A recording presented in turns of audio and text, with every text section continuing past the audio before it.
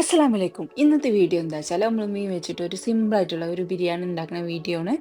അപ്പോൾ എല്ലാവരും മറക്കാതെ ചാനൽ സബ്സ്ക്രൈബ് ചെയ്യണേ, സപ്പോർട്ട് ചെയ്യണേ.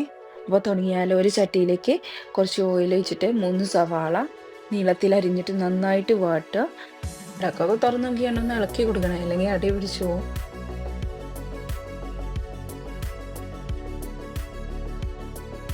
ഇപ്പോൾ നന്നായിട്ട് വാടി വന്നിട്ടുണ്ട്. അപ്പോൾ നമുക്ക് തക്കാളി ആഡ് ചെയ്യാം. ഞാൻ 2 തക്കാളിയാണ് എടുത്തിട്ടുള്ളത്. ഇത് നന്നായിട്ട് മിക്സ് ചെയ്തിട്ട് ഇതും വാടാൻ വെക്കുക. അടുത്ത സ്റ്റെപ്പ് പറയുന്നത് നമുക്ക് മസാല ചേർക്കലാണ്.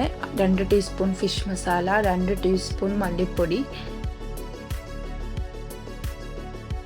1/2 ടീസ്പൂൺ മഞ്ഞൾപ്പൊടി, 1/2 ടീസ്പൂൺ മുളക് പൊടി, 3/4 teaspoon pepper powder, 1/2 teaspoon garam masala, ആവശ്യത്തിനുള്ള സോൾട്ട്. നന്നായിട്ട് മിക്സ് ചെയ്യുക.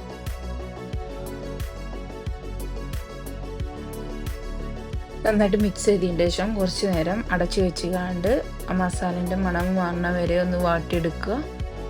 പിന്നെ ഞാൻ ആഡ് ചെയ്യുന്ന കുറച്ച് കറിവേപ്പിൻ്റെ ഇലയാണ്. ഞാൻ എടുത്തിട്ടുള്ളത് ടിൻ ഫിഷാണ്. ഇത് നമ്മളെ മത്തിയാണ്. ടൊമാറ്റോ സോസ് ആഡ് ചെയ്തിട്ടുള്ളതാണ്.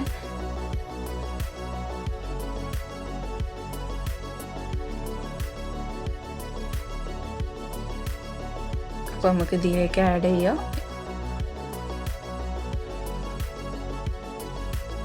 അപ്പം നന്നായിട്ട് മിക്സ് ചെയ്തോളി. എന്നിട്ട് നമുക്ക് ഇത് കുറച്ച് നേരം അടച്ചു വെച്ചുകൊണ്ട് വേവിക്കാം. അപ്പോൾ നമുക്ക് ഇനി ബാക്കി ചോറിനുള്ള കാര്യങ്ങൾ ചെയ്യുക.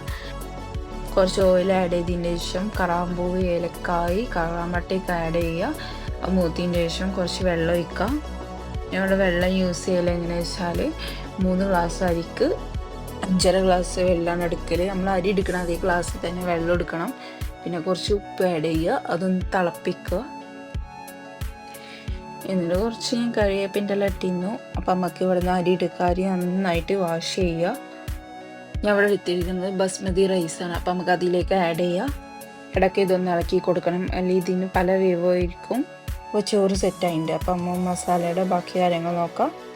ശരിക്കൊരു ബിരിയാണി വെക്കണതിൻ്റെ പകുതി സാധനം മാത്രമേ ഞാൻ അതിൽ ആഡ് ചെയ്തിട്ടുള്ളൂ. നിങ്ങൾക്ക് കണ്ടാൽ മനസ്സിലാവും. ഇതൊരു അടിപൊളി ടേസ്റ്റ് തന്നെയാണ്. കഴിക്കുമ്പോൾ ഇത് നമ്മൾ തട്ടിക്കുട്ടി ഉണ്ടാക്കിയതാണെന്ന് പോലും മനസ്സിലാവില്ല. ബിരിയാണീൻ്റെ പക്ക ടേസ്റ്റ് തന്നെ വരുന്നുണ്ട്. അപ്പോൾ റൈസൊക്കെ ഫില്ല് ചെയ്തു. നമുക്കിപ്പോൾ ഡെക്കറേഷന് വേണ്ടിയിട്ട് കുറച്ച് ഫ്രോസൺ ഉള്ളിയാണ് ഞാൻ ഇവിടെ എടുത്തുക്കണത്. അപ്പോൾ നമുക്കിതൊന്ന് വറുത്തെടുക്കുക. എന്നിട്ട് നമുക്ക് അതിൻ്റെ മേലെ ആഡ് ചെയ്ത് കൊടുക്കുക.